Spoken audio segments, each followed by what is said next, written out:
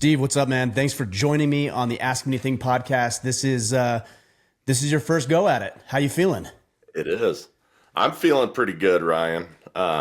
It is an absolute honor, of course, to be on, not only to serve in the Iron Council and, lead men to sovereignty, but to be on here as well, which is, really the kickstart of thousands of men changing their lives. So appreciate the offer, my friend. Yeah, no, I've been looking forward to it. We've had a lot of good conversations over the past several months, even more specifically. But man, every time I talk with you, I walk away with new information, new ideas. You're very structured and organized in a way that I'm not. I really appreciate that about you. And you're also a veteran podcaster too. So I knew this wouldn't be like completely foreign to you. So I'm sure that you can hold your own and then some. Veteran might be a little bit of a stretch, but I've been doing it for a little bit. Well, brother, I'm looking forward to jumping into questions. Some guys may not know. They might just be finding us for the first time, but we're going to get into questions. I think these ones specifically are going to be coming from our Iron Council members, which is our exclusive brotherhood. If you guys don't know what that is, we're going to be opening up in a little less than a month now for enrollment, for our spring enrollment. And you can find out more at orderaman.com/Iron Council. There's a quick video you can watch to see what we're about. And then also you'll be able to drop your email in and be notified the day we open up. So I expect it to be a big class. I'm excited. We've got all the infrastructure and support and systems and frameworks for men to succeed. And so all guys have to do at this point is plug in and do the work. Yeah, and it's amazing too, Ryan. I talk to a lot of men outside of the Iron Council, and there are so many men who I see as very, very successful, but you get them on this conversation, right, with, just about anything. And quickly you can see that they need more structure, that they could use the systems that we provide in the Iron Council. You don't have to talk very long before there's a part of their life that they're just not happy with. So I encourage everybody to join. It has been a godsend for me, and I've seen a ton of other men, level up in their lives as fathers, as husbands, the whole 9 yards. So appreciate this platform that you've given us, Ryan. Well, yeah, we've done it together. We build this thing together. But the systems things is always a funny conversation because I think there's a lot of guys out there who know they need a system, but they won't do the work required. And I think it could be laziness, procrastination, fear, ego. There's only one of a handful of things that it could be. And I'm not saying that you wouldn't join the Iron Council because one of those 5 things. I'm saying you're not tapping into systems. For example, you know that you need to track your calories or track your workouts if you want to get in shape. You know that you need to actually pull up your bank account statements and your credit card statements before you actually start whittling down the debt or building wealth. Like, that. And so many guys have a hard time with it. Do you feel like that's the case? And if so, why do you think that is? I think a lot of it really has to do with, men isolate themselves, right? A lot of these guys that I talk to, they're so busy with their families, with their jobs, and they just go into this isolation. And so they don't realize even that they're having these thoughts or feelings until they start seeing someone else. And they really look at them and go, what's different about that guy? Right. Mm-hmm. So I think that's a component of it as well. Yeah. And I think it's also, I do this personally where you'll tap into a system that works, like your diet, for example, and it works. And you do it for 2 weeks, 3, 4 weeks, whatever it might be. And you're like, damn, I look good. You start looking in the mirror. You're like, I'm losing weight. I can see some muscle definition. I can see I'm getting a little bigger. And then you deviate. It's right. like, or you even see this in professional sports. You have a team that does so well leading up to the playoffs and they perform at the highest level. They have their offense or they have their defense or whatever it is. And they get to the playoffs and it's like they lose their mind and start deviating from what got them there in the first place. I don't know what it is about us as men, but again, laziness, procrastination, ego, whatever. But it is so amazing to me. And I'm not saying I don't do this. I do. Where we have a system that works and then we're like, yeah, I'm good. I got it. And then we check out of the system and then we fall, right? We falter. And then we get back into the system and it becomes this accordion effect where it's just improvement, stagnation, fall, improvement, stagnation, fall, just over and over and over again, when I'm working, at least in my own life, to build that consistent daily practice so that every single day, it's like that Kaizen method of 1% better every single day without fail. I can't say that I'm 100% on it, but that's my mindset at least. Right. I think you also hit on something else, right? It takes a long period of time to start seeing those results, right? I mean, does it though? To go out, Like if you're so far behind, like I don't know that it takes a long time. Look, there's the law of diminishing returns, right? Where if you're already at the peak of your game, small incremental improvements are only going to elevate you, this much more over a sustained period of time. But if you're 80 pounds overweight, a guy could go to the gym and eat right for 2 weeks and lose 10, 15 pounds like that. Yeah. And I think you can see those results pretty quickly. But what do you think? Yeah, I agree with you in that part, right? But the point that I was going to make is, those box of donuts, right? I lived a life in maintenance for a long time, and every vendor brought in donuts. If I was to eat a donut and see a donut pop out in my belly, I'd stop eating donuts, right? But it takes a long time to put that fat on. And you're right, in the first couple of weeks, you can drop a lot of fat. But to really get to where you want to go, I think it takes longer than that, right? The 10 pounds is nice. It can put a little bit of fuel on the fire. But to really get where you want, you have to work at it for a sustained period of time. I think what you said about if a donut pops up, the shape of a donut pops up on your gut, you're not going to eat it. But man, what do we say when we see the donut? Oh, this one won't hurt. It's just one. Right. Or I'm going to sleep in today. Like just the one workout's not going to hurt. You're right. It's not. The problem is you're setting a precedent for what you're going to do tomorrow and the next day and the next day, and do that 14 times in a row. All right. You're going to start seeing the donuts stack up around your midsection for sure. They don't look like the shape of a donut though. Well, I guess they do kind of. Kind of a large, disgusting donut around our midsection. All right. 100%. Well, let's get to it. We've got some good questions. I want to make sure we address those today. All right. The first and foremost, we have the architect, Reese Carter from Battle Team Foxtrot. And he asks, how important is hazing and when has it gone too far?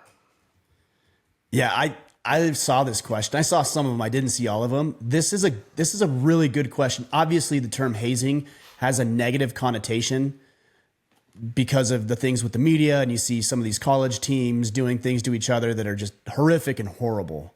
And I think we all know what the line is. When you're permanently injuring yourself mentally, physically, emotionally, or somebody else, that's a line for sure. But if you're doing something, and let's say it's tradition, it's a tradition, and maybe it's a little embarrassing, or maybe it hurts physically, and it's not permanently mentally, emotionally, or physically damaging. I think the concept of hazing builds camaraderie, and so maybe the word hazing isn't the right word we use because of the negative connotation. But if we strip that word out of it, what is hazing? In the form I think it's intended. Yes, it can go too far, but the form it's intended is to build camaraderie. It's to go through something that nobody else goes through. Like, this is our thing, right? You even think about it, again, this is a negative connotation, but you think about it in a gang, you have to get jumped into a gang, right? That's hazing. Nobody else goes through that. It's physically hard, it's challenging, it's confrontational. And once you go through that and you hold your own, because you have to hold your own, because if you don't, you're not in. These are tests. These are ways to build camaraderie. What I get frustrated with is you have outsiders looking at situations saying, oh, they shouldn't do that. Like, you have an outsider looking at guys in the military who are quote unquote hazing or introducing themselves to the unit, to the organization. And you have other people who don't understand a damn thing about the way men operate in the military saying, that's bad. Well, hold up a second. Is it bad? Like, let's really evaluate whether or not it's bad and what the actual intent is of it. And does the benefit outweigh the negative side of it or the optics of it? So I'm a fan of hazing. Again, if it's not taken to the extreme, it builds camaraderie, it builds brotherhood, it tests a potential member of the tribe as to whether or not they're going to be there or not. And it's something that bands those people together. That's what I think. So that's the line, though. I agree. There's definitely a line to it, right? So these kids in college, we hear these awful stories about, someone hooking up a funnel in a wrong place and, taking alcohol in that way. But Right, I go yeah. back to this. I go back to the story that Drago Zirin told me on one of my shows, and he was talking about the exact same thing as what you mentioned, Ryan. That you have these politicians who are driving these no hazing metrics and, talking about it all the time, and they have absolutely no clue. And then he talked about getting duct taped to this rack and lifted up while he watched all the other SEALs have a party, right? And he just had to watch it from aerospace, right?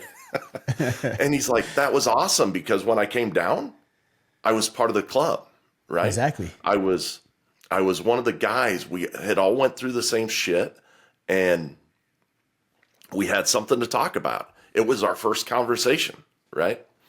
So totally agree with you on the hazing topic. I think it is definitely necessary, especially for men. But other people who don't know anything about it should probably know or ask the people who are involved in it, right? Yeah, no, I agree. I even see to maybe a lesser extent, a lot of people out there who will say, well, men just need to talk more. If they sat down and they talked more about their problems and, they were more empathetic and kind. I'm like, that's sure great for women.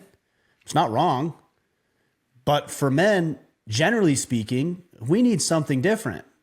Like, I don't want to sit around, Steve, with you, no offense, and talk about your problems and my problems and we just have a cuddle and cry session together.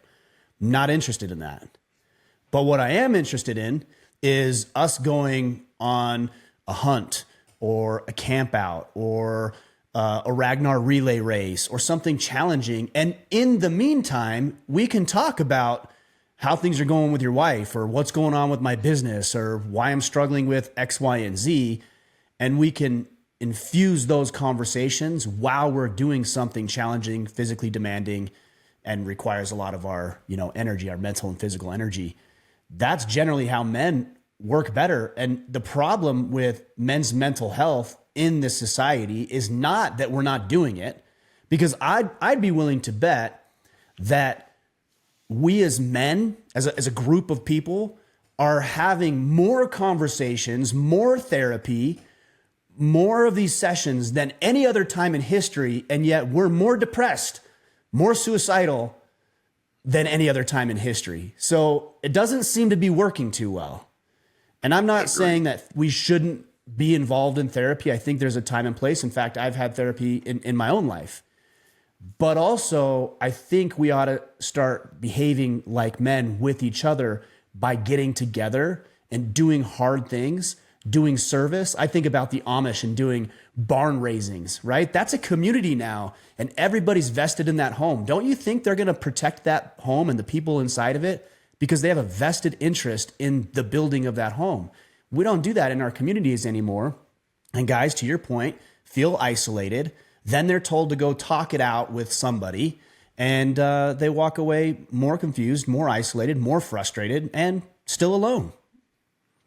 100%. 100%. Ready for the next question? I don't have anything to add to that one. Let's do it. All right. Rob Andrews from he's from Fire Team Relentless. He's one of our fire team leaders. Says, how do you make a habit or a newfound discipline that you've been struggling with being consistent on, both exciting and engaging? Well, I mean, you hear the adage of starting with why. So I think that is important. I don't want to beat a dead horse on that, but you have to really ask yourself, why is it that you're implementing the new thing? If you're like me, I spend a lot of time on social media just with the business things that I have to do on a daily basis. And what I see a lot is a lot of cool ideas that sound good in theory, and they're things that I should quote unquote implement in my life. But the problem is I can't get up at 3:30 every morning, do 15 minutes of meditation, do 20 minutes of grounding work, do another 20 minutes of breath work, then do my journaling for the day, then my visualization, then go to the gym, then create this special concoction that this one person told me I'm supposed to have with all the right ingredients in that because it's going to help me improve throughout the day. And then I'm going to spend time with my family. And then I can't do all of that. I have to pick what's going to work best for me. And so I can't do jujitsu and hunting and all the other things and the demands. I can't do everything. So you have to choose what's going to work for you. Now, other people can give you ideas and introduce you to things, and I think you should explore those. But you need to find something that's going to work for you. So an example of that might be that, look, I have people in my life who don't like jujitsu. They just don't like it. What? I know, blasphemy. They just don't like it. Then don't do it. That's fine. I don't think you have to do something just because I enjoy it. Or I don't think a man has to do something that we often talk about here in order to quote unquote call himself a man. That's the thing. Think about what you want. So you start with that why, and then to the question, now do it in a way that resonates with you. If you're grinding through something, and you hear this all the time, grind through a workout, grind through jujitsu, grind through work, grind through this. I don't want to do that. I'm not interested in that. I can do that. I will do that if the situation calls for it, but I'm not interested in living a life of grinding. I'll work hard. I'll put forth a lot of effort, but I want to be excited about something. I want to feel passionate about something.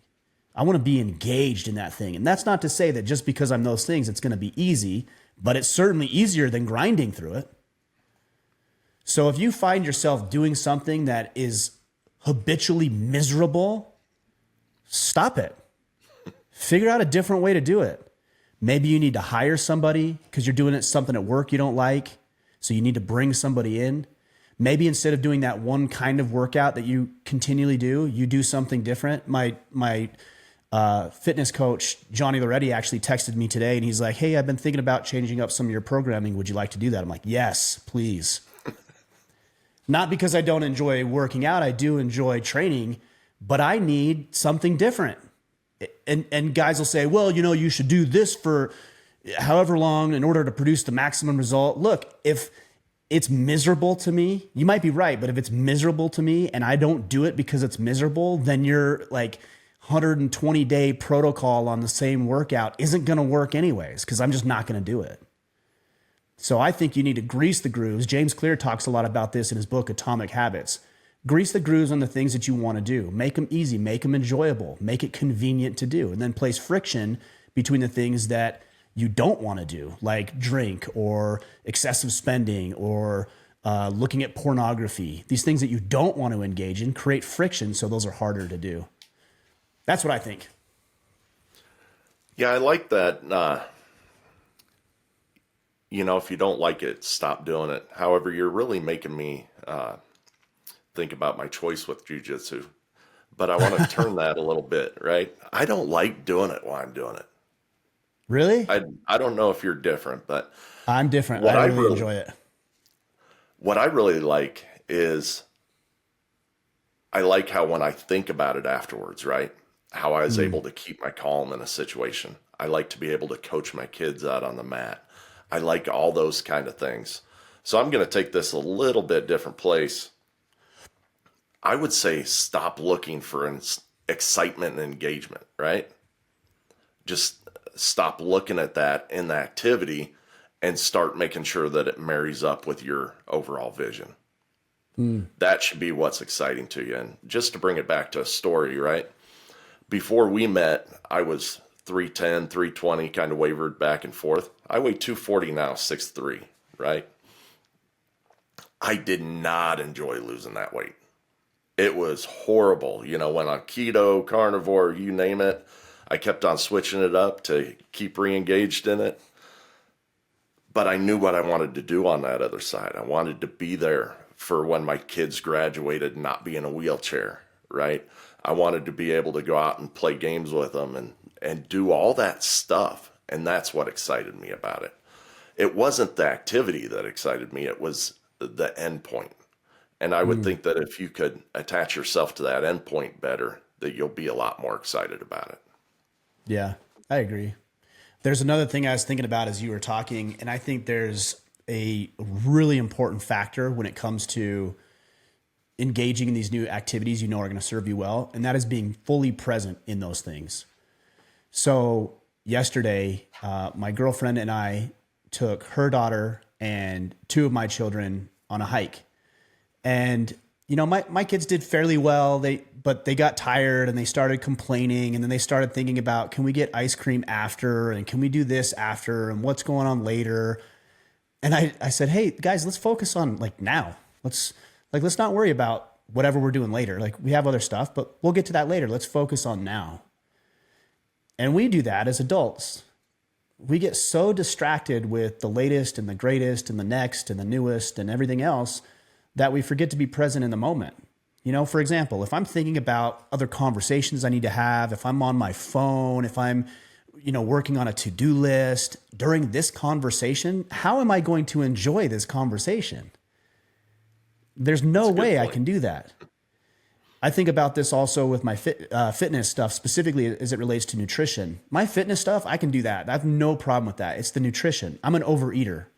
So if it's in front of me, I'll eat it. Doesn't matter what it is. I'm like a garbage disposal. I will eat it and I'll eat all of it. And it's hard at times to scale back. I need to eat the right foods and I need to eat less. That's what I need to do.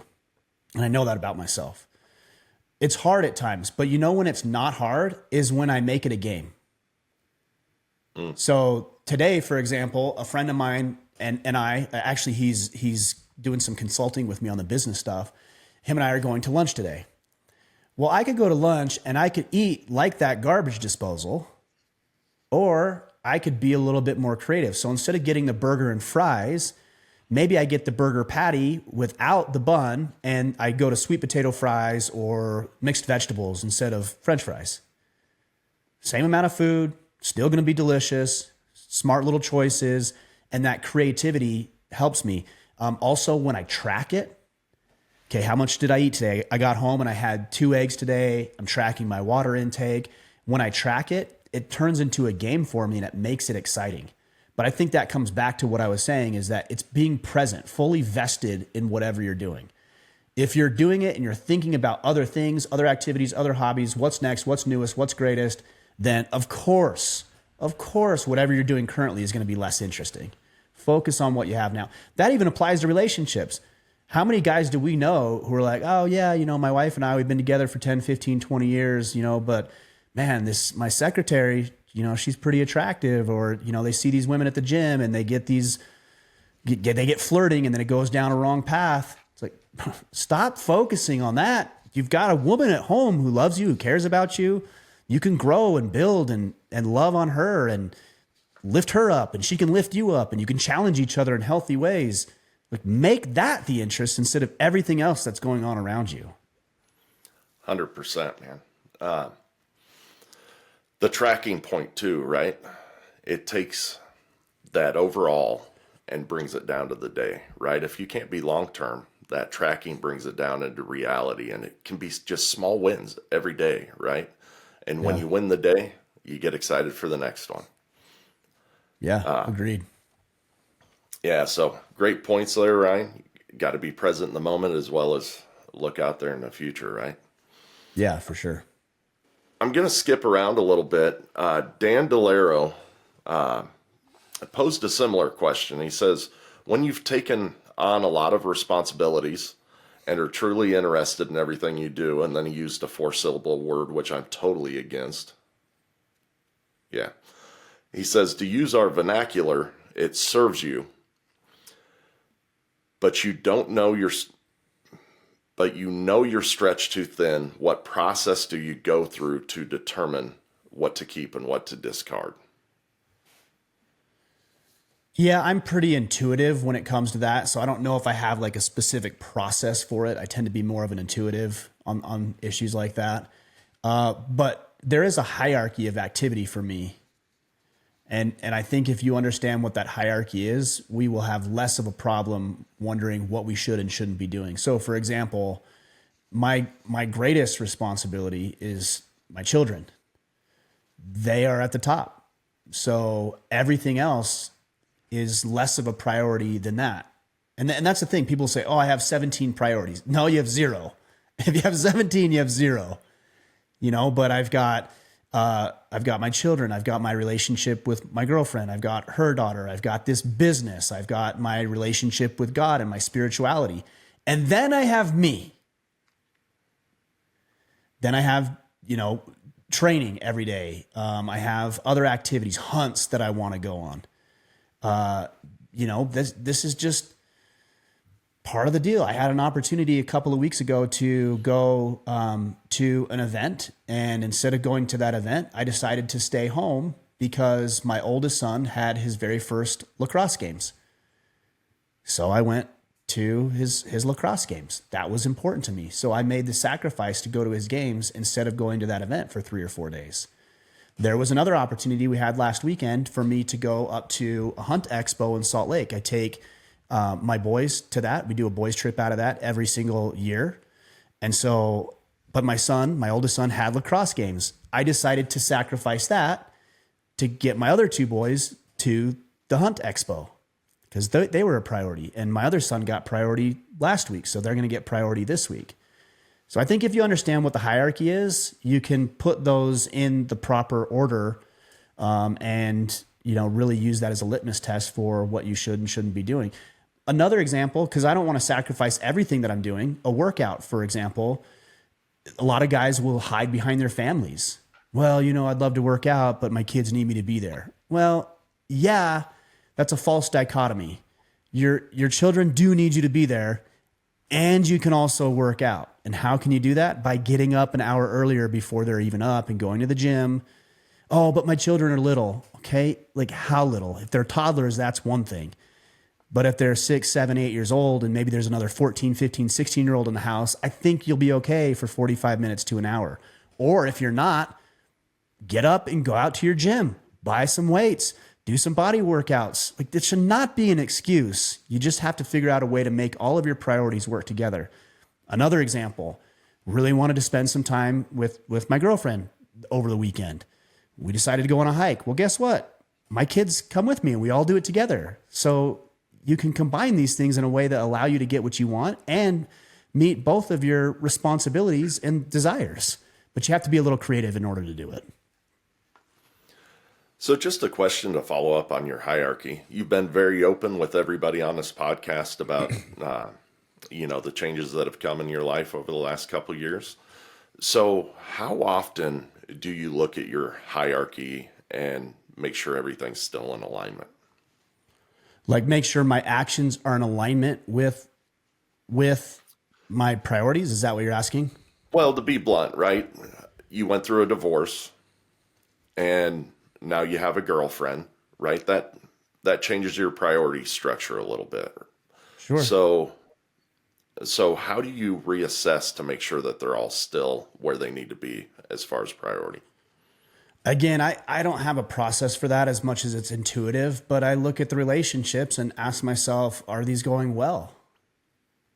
And there's moments of friction, isolated moments of friction that we can address in the moment.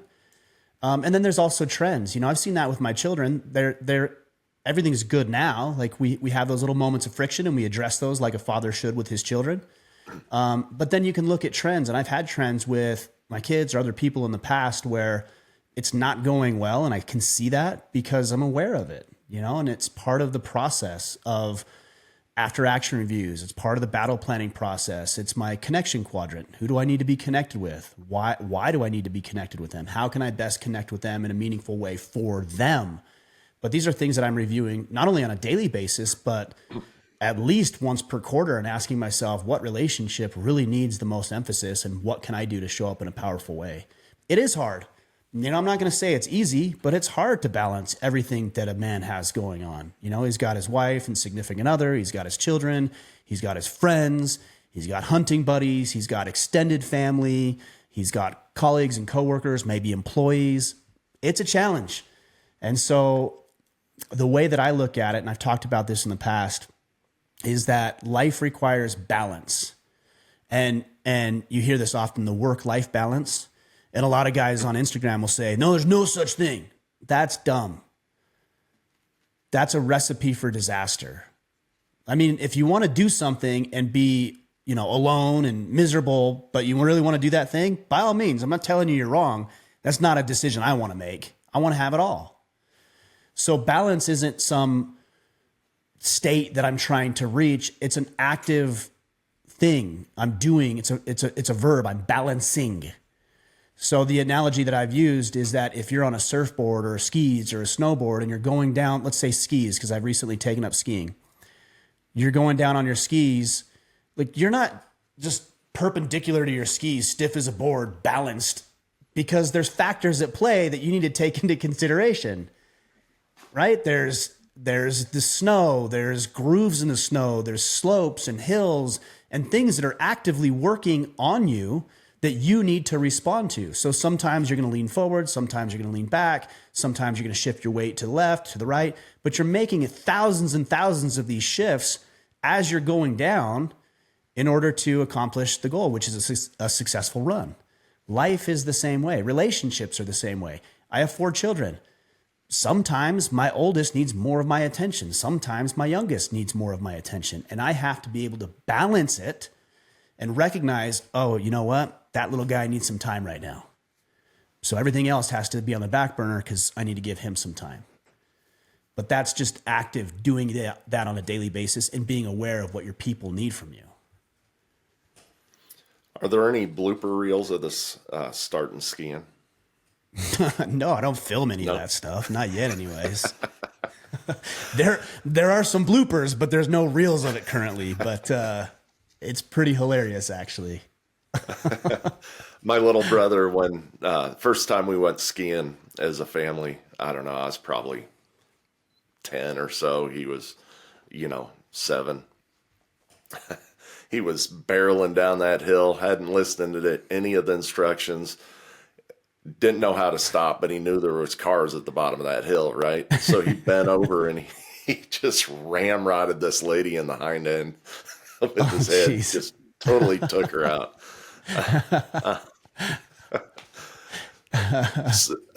So getting back on track, this hierarchy, I really see what you say as a filter, right? I mean, it's really what you filter all your decisions through,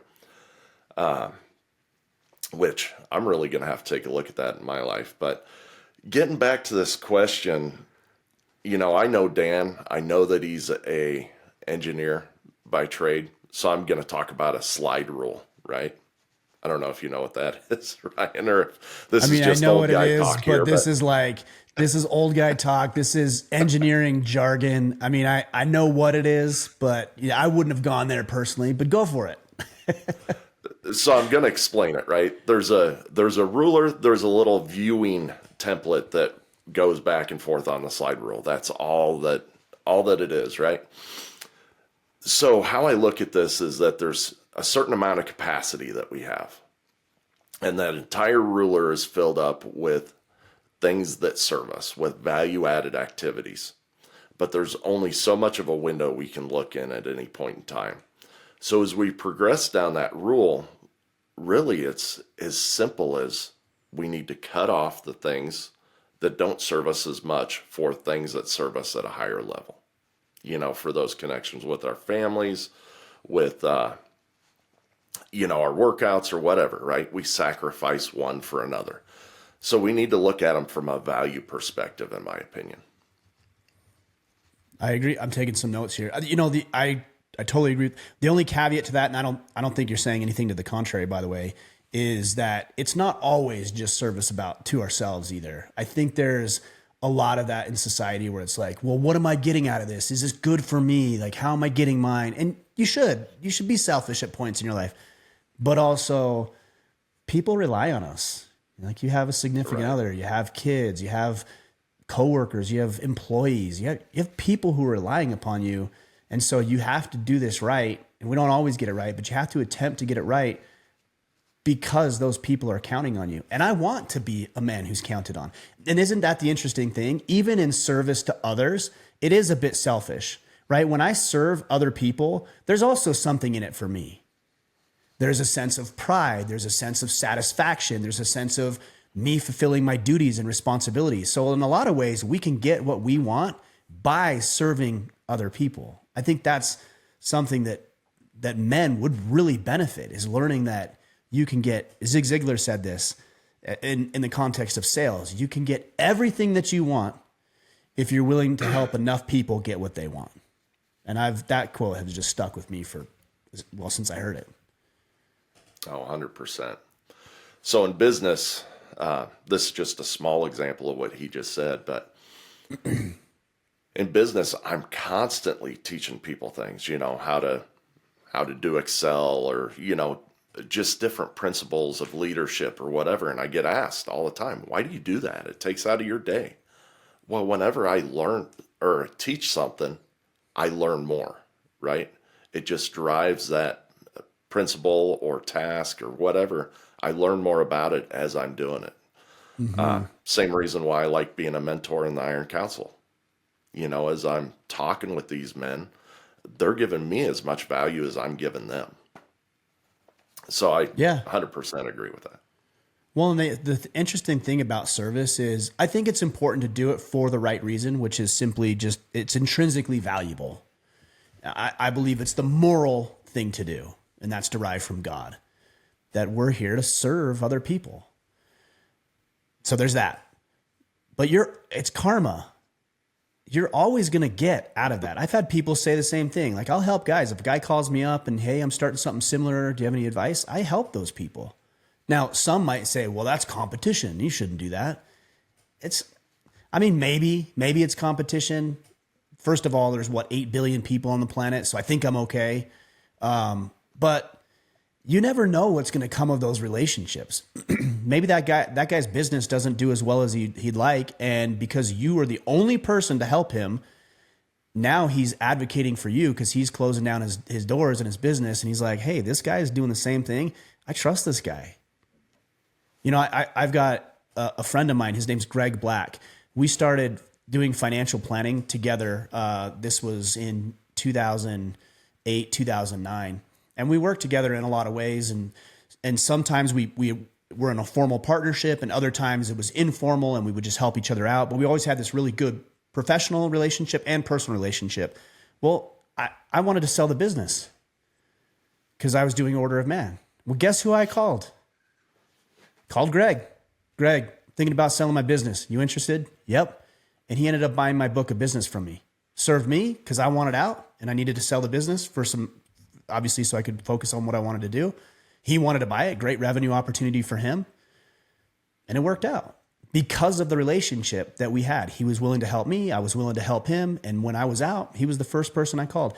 We would have never been able to predict that, but that opportunity arose precisely because we're willing to serve each other. And you're doing well, and I'm sure he is as well. Yeah, he's doing great. Marcus Segura from Autonomy, he's our battle team leader there. He said, I recently had a leadership turnover in my community. For context, he's an executive director of a senior living retirement community. He said, what are the critical questions you ask yourself when evaluating your leadership, your hiring process, and the ability to build a successful team?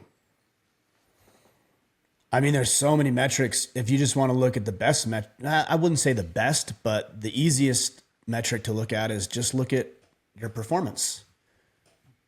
And then, that's a direct result of your leadership. Who you hired, how you communicate, how you cast vision, what systems and structures you implement. And if you're not producing the desired result, then you're not leading well. And now it's just a matter of time or a matter of figuring out, where are you falling short? Do you have the wrong people in place? And then if that's the case, then we go even further. Is it that I have the wrong people, or is it that they have improper training? Because it's way easier to train somebody than it is to fire and then hire somebody else, because you're going to have to train that person too. So maybe you identify, okay, we're not hitting our sales numbers. So we need to we need to improve our sales team. Okay, now look at everybody you have. Let's say you've got 5 salespeople. Now look at their numbers. That person's doing it, that person's doing it, that person's doing it, and that person's not. Okay, what's going on with this person? Well, maybe they just started. Okay, understandable. They're getting their feet under them.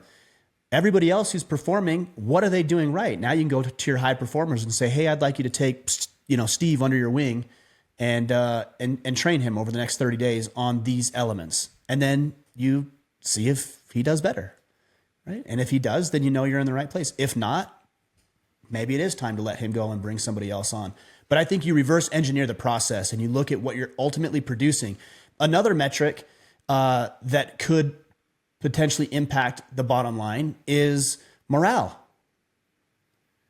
If everybody's coming into work and they're all bent out of shape and they're miserable and they're wanting to get out of there and they're calling shifts in and they're just not happy people, you have to ask yourself, are these unhappy people? If all of them are unhappy, that's probably not the case. If one of them is unhappy, then maybe it's just an isolated thing and maybe that's the wrong person. But if everybody's unhappy, then there's something going on with morale. And at that point, it's time to figure out, what do we need to do to boost morale and how can we incentivize people in a way that's meaningful for them? How can I communicate my vision? Maybe I'm not giving them the tools and they're frustrated and that's creating some morale issues. But I think you reverse engineer the process is the point that I'm making here. What would you add to that, Steve? I'm going to break this down into the different levels. The first one is the leadership aspect, right? So saying about the same thing that Ryan just said, first and foremost is, have I communicated where I want to take this team, right? Because if you haven't communicated that well, they're already lost. They're not going to meet your expectations if they don't understand them, right? Second thing is do they believe in where you want to take them? Do they believe that they have enough resources? Do they believe in themselves enough to be able to get there? Are they coming to ask me questions about it, right? That's a good indication that they're at least engaged in it. And then if all those things are happening, then I know I'm on the right track. As far as the hiring practices, don't tell the HR people this, right? Because they want you to hire the people with the best education or what have you. But I look for the right fit every time. I bring them in, I let them meet all the people, and just really make sure that they're the right fit. We all have seen those athletes, right, who they're the best athlete in the world at what they do. They go into a team and the whole team shatters because of this one person, because of their ego and all that kind of fun stuff. Yeah, they got great metrics, but they're not right fit for that team. And then building a successful team, that really just simply takes time, right? No high school football team out there, comes in with all freshmen and are able to play the varsity games. It takes time. It takes people working together, working through things. Going back to the hazing thing, right? Having common experiences in between all of them that they can bond over. So that's how I'd answer that one. From a business perspective, really, you just got to get in there and sell the mission, right? Sell what you're trying to do, get everybody to believe in it, get them in a good team and rock and roll. Yep. Agreed. Well, that was easy. You're right. Tyler Smith from Battle Team Constitution. He said, I had one of the worst couple weeks at work for a long time. My days were working past midnight to finish up a bunch of things at work. I know we have a ton of people in the battle teams who are probably busier than I was, but I couldn't focus on my battle plan at all. How do you keep up with your battle plan when you are working long hours to catch up on a project to meet deadlines? And I know this will come around again, and I would like your advice on how to handle this. Well, first I'd say don't compare yourself to other people in that way. Like, you don't know. Said, oh, they're busier than I am. Well, by whose standards? Like, and what is the purpose of doing that anyways? For excuses, right? Like, so don't do that. You don't know what's going on in other people's lives. And, here's one thing people say is like, oh, but this person has it harder than me. Like maybe you're throwing yourself a bit of a pity party about something. And you're like, oh, that person has it harder than me though. Well, how do you know? Like, you don't know what people are dealing with. Don't say that. You're allowed to be upset. You're allowed to not feel productive. You're like, that's okay. Acknowledge it. And then you can improve it, but you don't need to compare it to write off whatever you're dealing with, because that's not healthy, I don't think. So that's the first thing. The second thing is, you said, I know this will come up again. Good. Make a plan now. Anticipate what's going to happen in the future so that your battle plan doesn't misfire when this inevitably comes up again. Make that plan now. And what does that look like? Now, for in the future and today, what does it look like? Just readjusting your plan. I just talked about balance. It's an active process. You're constantly balancing. So you're putting in these long hours. And so as an example, maybe that keeps you from going to the gym like you normally do.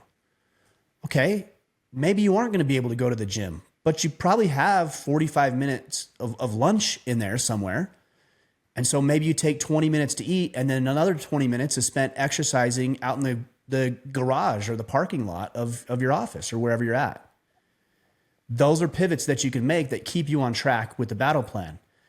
Maybe you're neglecting your family because you're putting in these types of hours. And so the dates with your wife and the going to games and things like that aren't happening. But what else could you do?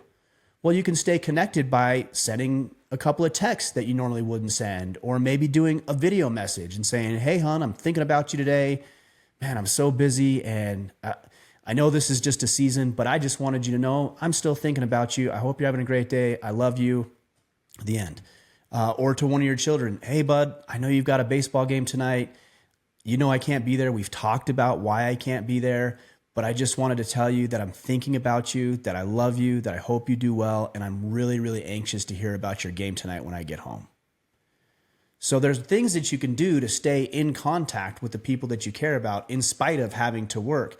The other important thing is that you're communicating this effectively to the people who are impacted by what's going on in your life. Because you might assume that she understands. You might assume that little Timmy's okay with you missing his baseball game. If you assume those things, you're probably wrong. So it's really, really important to communicate to those that are going to be impacted by this. And then the last thing on this is making sure that you're honoring your word after the fact. So for example, if you tell little Timmy, hey, bud, I can't make your game because I'm putting in 12-hour shifts and I got to work late and here's why I work. But I'll tell you what, Saturday morning, I have the day off. We're going to get up early and we're going to go to the baseball field and you and I are going to play some catch and take some ground balls or whatever your thing is, right? You actually have to do that.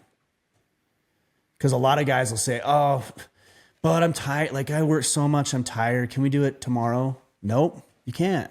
You got to do it today because that's what you said you would do.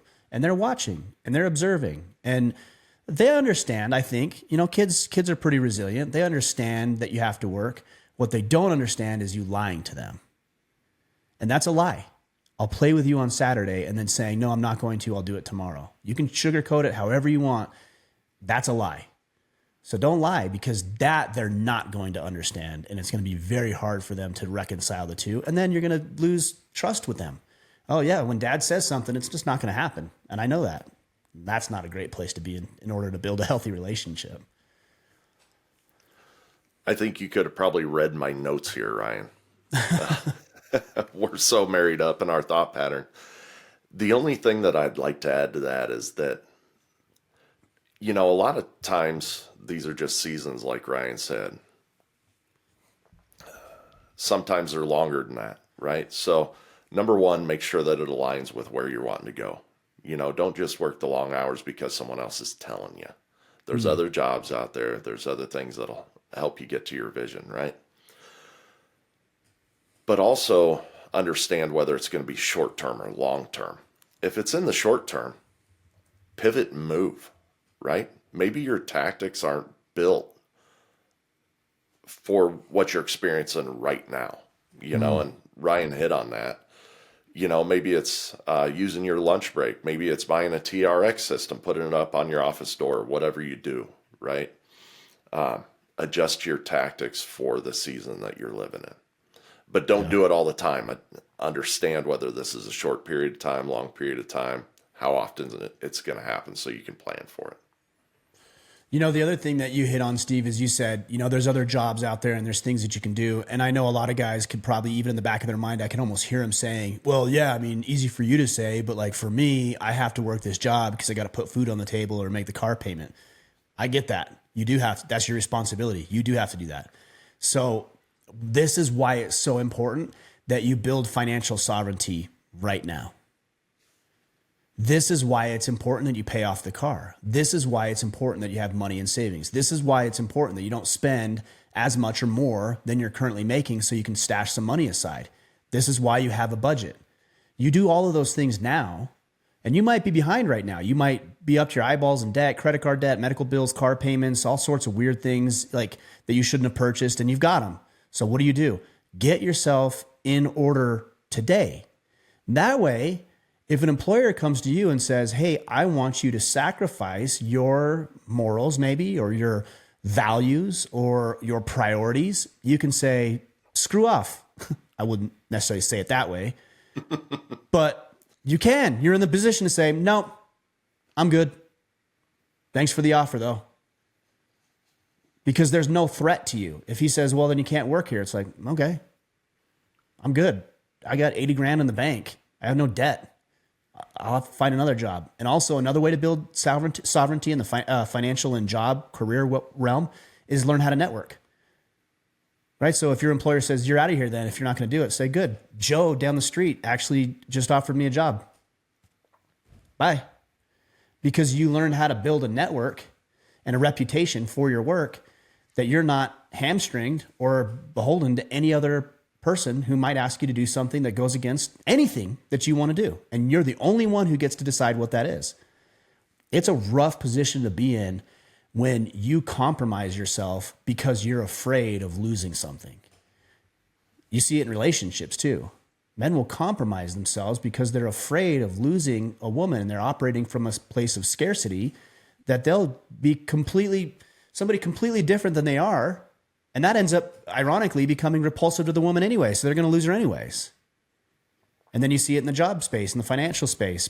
People, they've got thousands of dollars worth of debt. They're behind on all their payments. And their boss says, hey, I need you to work late. And you really wanted to go to Timmy's game this weekend. And now you can't. And you have to work. That's a bad spot to be in.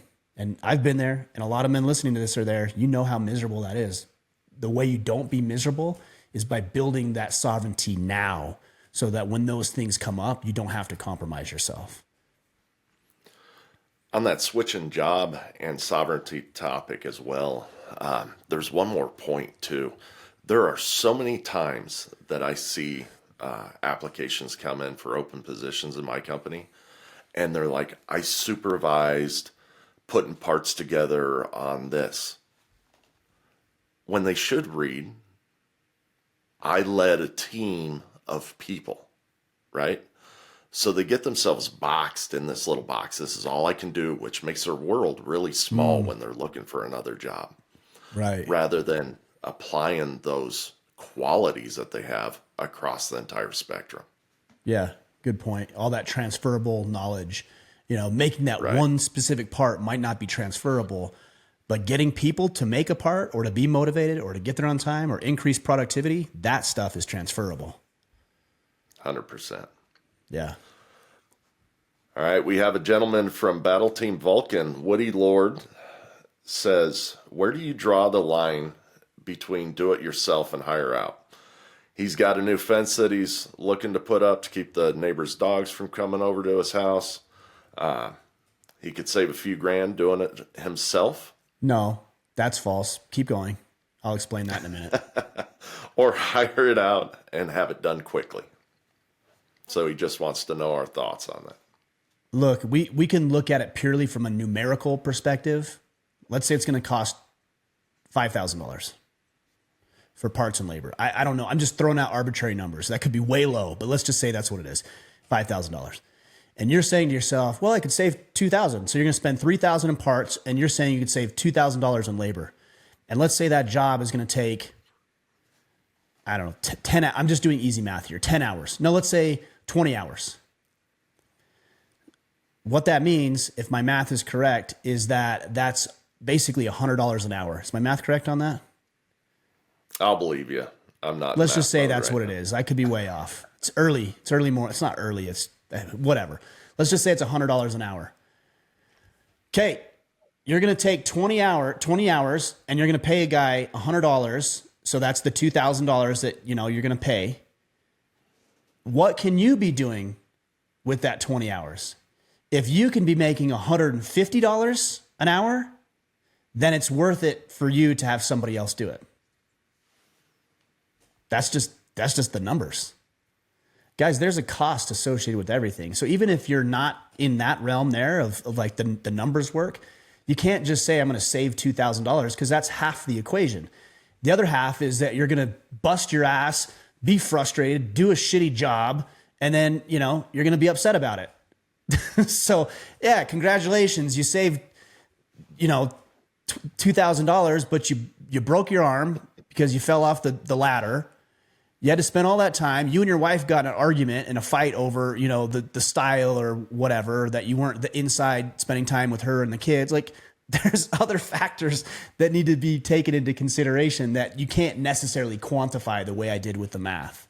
But if we're just looking at it from a numerical perspective, yeah. The other thing is, what kind of quality do you want?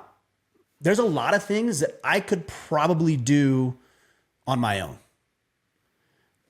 but it wouldn't look good. And if we're talking about home construction, for example, I want something that's going to last a long time, that's going to look good. If I put up a crooked fence, or here's something, I've actually done this. I didn't have the property surveyed. I put up a fence and the neighbor's like, "Hey, you're on my property."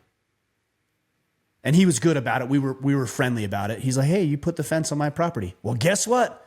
That fence had to come down. And then we had the property surveyed, and sure enough, I was like 6-7 inches over on his side of his property. So did I save $2,000? No, I spent it and some because I had to build it, take it down, put another one back up, and the headache and frustration of doing it. So look at the money side of it, look at the quality side of it, and then, ask yourself. The other side is maybe you just enjoy doing it or you want to figure out how to do it. That's cool. I think that's a reason to do it. That's a better reason to me than saving the $2,000, by the way. Like, I want to do it. I enjoy it. It's fun. It's enjoyable. Me and my kids are going to do it together. Cool. Do that. What I'm saying is there's a lot of factors to consider. Hopefully I gave you a few to think about. Yeah, I totally agree with all those points too, Ryan. I want to bring up a couple examples in my personal life. Before I moved from Nebraska to the Kansas City area, I wanted to add a little bit of value to my home that was down there. So I built a couple extra bedrooms and a bathroom down in the basement. So I'm perfectly capable to do all this stuff. And I was sitting there thinking about whether I really wanted to do it or not, whether I wanted to hire it out. And my son-in-law said, "Hey, if you do it, can I help? Because I'm working on my house, right? And I would like to learn some of these things." That was a time to bond with him. I definitely did that. When we got to the house down in Kansas City, there was a deck around the pool that had some boards that needed to be replaced. I started looking at it. It's going to take a whole deck replacement, right? That point in time, my priorities were build community for my family down around here, get started in a new job, make sure everybody has everything they need. It wasn't about building a deck. So that was an easy decision. It was spend the 25 grand and have a new deck built. So everything that Ryan just said is 100% true. You got to weigh all those factors in, right? You got to think about the connection points. You got to think about the quality points, everything that he just said. Yep. That's an interesting one. It's so hard. It's hard to weigh all that stuff and take it into consideration. Again, I tend to be more intuitive on things like that, and I tend to stay in my lane pretty well. So if it's outside of my realm, I'm okay. I'm also in a different financial position than I'm sure a lot of people listening to. And so if money is tight, but the fence needs to be built, then do the thing that needs to be done. Build the fence. May not be Right. perfect, but hey, it needed to be built, and it's going to improve the quality of the house or improve the relationship with your wife because she wanted a fence. And maybe it's not 100%, but yeah, you saved some money, got it done, and that's what needed to be done in the circumstances you're in. Nothing wrong with that at all. Yeah, to this specific example, I think the finances comes into play a lot, right? Do you have the money for someone else to do it? Yeah. Because if you don't have one of your children out there learning this task or whatever, you could be out playing football with that kid. Yeah. Yep, for sure. Let's take one or two more. All right, Shane Moody. He's an XO from Cerberus, which he says, what is your best advice when considering a career fork in the road? The company I'm currently with is one of the best I've worked for so far. I've been with them for 7 years. I'm interested in making more money and have talked to them about my goals. They've offered a couple options, but haven't given a career or clear path to additional compensation. I'm feeling like they're yanking me around. There's other jobs that would offer substantially more compensation, and I've never made a move that hasn't turned out to be a good decision, but for some reason, with a young family now, the stakes seem higher, and I find myself stuck in fear. That was a mouthful. Yeah, well, again, we're kind of almost dealing in false dichotomies again, where and I don't think that's the case. Depending on the situation you have with your current employment, it sounds like everything's really good. Like it's the best place you've ever worked. They were willing to talk with you about your goals. They just haven't come up with a compensation model. I think if you were to go look somewhere else and you were to explain that clearly to it, you have to be careful because if you start telling a company you're looking somewhere else, they might just can you. So you have to be careful on that. But if you do find and have other opportunities that are going to present something better to you, don't just look at it short term either. You might make more money now, but does that mean that that's going to continue and this is going to be a place that you want to be at for the next 20, 30, 40 years? Consider that. But if you find these other places and then you end up leaving under amicable terms, your current employment, I've seen a lot of people, if things don't work out, go back to previous employment and say, hey, you know what? I went and did this thing and you know why? But I was a hard worker for you and I'd love to come back. I've seen a lot of situations like that happen. There is one question, and this is more of a 30,000 foot view that I really like that I've asked myself frequently is fast forward 30 years. Looking back over the past 30 years, which decision will you be happy that you made? Because right now you're thinking about your young family, which is justifiable. Of course, you should. And you're looking at, I'm really good with this company. But some decisions that seem big in the moment over a 30-year time frame aren't as big and catastrophic as we make them out to be. And I really like that question because it allows me to see the situation from a perspective that maybe I hadn't considered before. It's a longer term horizon. So fast forwarding 30 years, looking back on your life, which decision will you be happy that you made? And it's easy to say, well, I don't know because I don't know which is going to be better. Yeah, I know. Nobody knows. We have to make the best possible guess with all of the information that we have at hand. And if something changes down the road, you don't really have to beat yourself up because you made a decision without that information. Had you had that information, you would have made a different decision. So that doesn't mean it absolves you of the responsibility of figuring things out. You still need to figure it out now that you're faced with this dilemma, but you didn't have that information before. So you can rest easy knowing, hey, you made a good decision with what you had at hand. I would also talk with your wife because she might say, no, I want you to chase like your dream. Maybe she works. I don't know. If she works, that might hedge against some of the financial pressure as well. But she might say, no, I think you should go. Man, that's awesome. Or she might say, hey, you know what? Like we just bought the house or we have the car. Man, I really think it would make sense if you just buckle down for 6 months because this is secure, this is safe. And then in 6 months, maybe between now and then, you can look at what other opportunities are there. And then we can consider making a change in the summer or the fall or whatever. But there's things that you can look at, but I would definitely include her in that decision-making process because she's going to be affected by it. She should be included in it. Oh, 100%. I want to challenge this question a little bit, though, Ryan. All that I heard while reading down through it is, I want more money, I want more compensation, I want, right? And there could be more to the story than this. I do like how Shane went and talked to his employer, but I would have framed that conversation a lot differently than what he did. So for me, my next step up on the rung, which I don't want, is a vice president role. If I was going to approach this, how I would have said it is something more like, hey, boss, I've been thinking quite a bit about it lately, growing into the next level position, right? I'm interested in being a VP for this, and this, right? How can I grow more to achieve that role, right? And then bring him in as a partner to help my growth. What I saw in Shane's question was more of, hey, I want more money. How are you going to help me get it? Does that make sense? Yeah, makes a lot of sense. So I think framing up that conversation is highly important. Yeah, I think anytime you're going to ask somebody for money, like you have to consider that you're looking at it from your perspective, which is what can I get out of the deal? That's understandable. Nothing wrong with it. But you're in a negotiation at that point.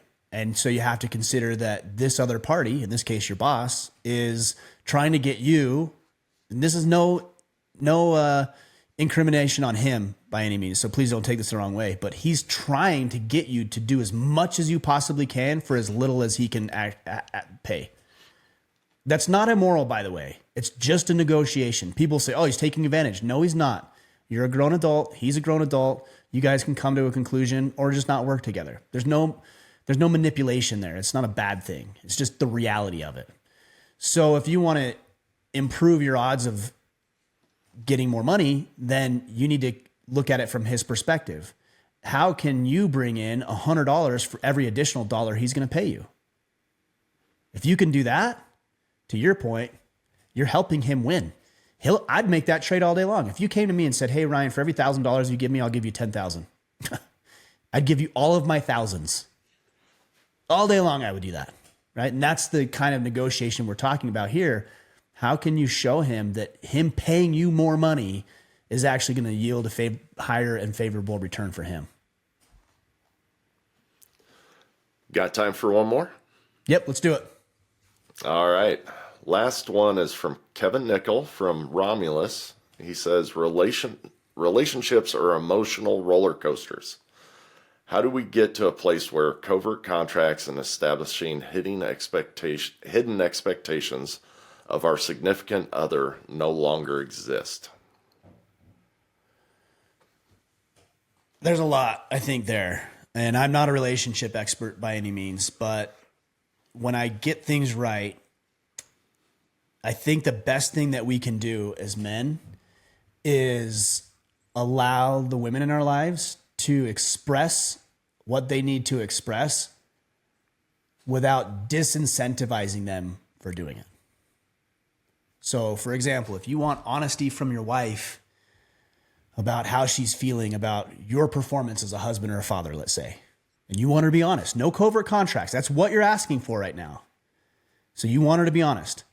And she comes at you and she says, well, you don't love me the way I want to be loved, and you don't spend enough time with the kids. And you blow up and you say, well, only because I'm working and I'm doing it for you guys. Like, what the hell? Why don't you appreciate me? Which is what guys will say. And I've said it.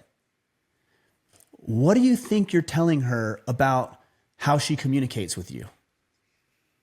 You're saying, don't communicate with me. Don't be honest with me. Continue the covert contracts. I'd rather have that and be comfortable than you being honest with me and being uncomfortable. So when she comes and she says to you, well, you don't pay enough attention to me and you're not spending time with the kids and you seem so vested in work and we feel left out, then I think the proper response is, I really appreciate you expressing that. If that were to improve, what would that look like for you? And she's going to say, I don't know, maybe she says, well, I'd like to go on a date every week. Or, have you ever considered coaching, little Timmy's baseball, his baseball team or his soccer team? Like maybe you could carve out time for that. Guys, we want to do that, right? Don't you want it? Like I want to do that. I want to be involved with my kids' stuff. I want to take my significant other on a date. Like I want to do those things. Like we want those things. So we can't disincentivize them. And we do because we get emotional and we get reactive and then it blows up. And then you're telling her the exact opposite of what you're saying. Your actions are saying something different than what your words are saying. Does that make sense? It makes a lot of sense. And I took quite a bit away from that from myself. I think you are a relationship expert.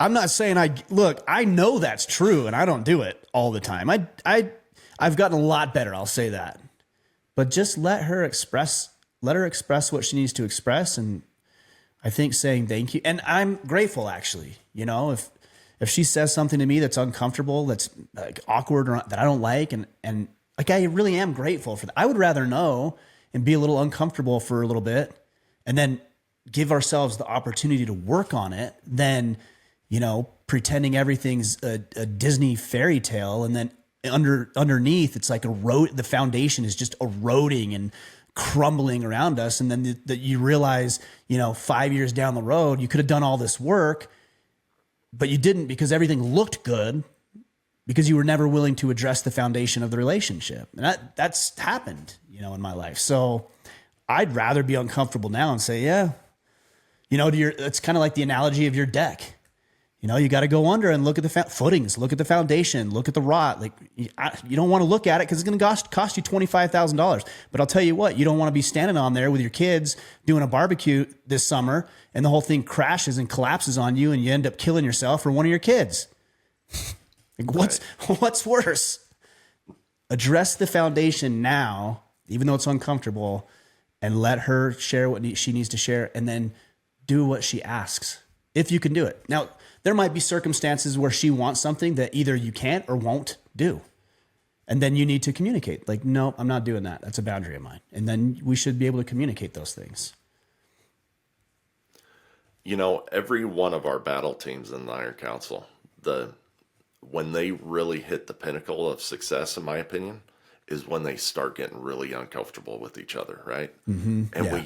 we can do that with men, but we somehow block our families out from that, and I think there's another way that we do that as well, and that's when we try and interpret their feelings by what they say, right?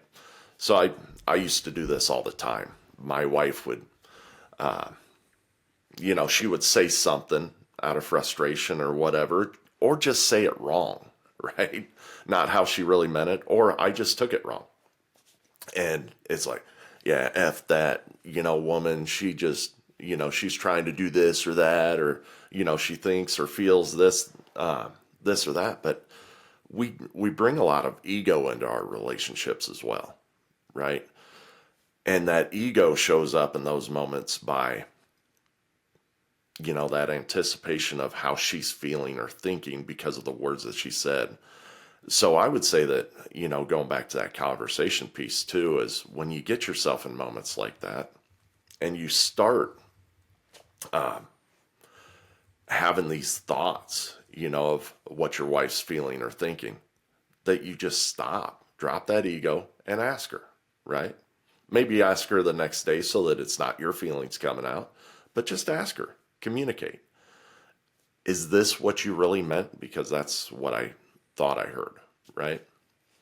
And having those kind of conversations really opens that up. My wife and I, we start the day out with expectations.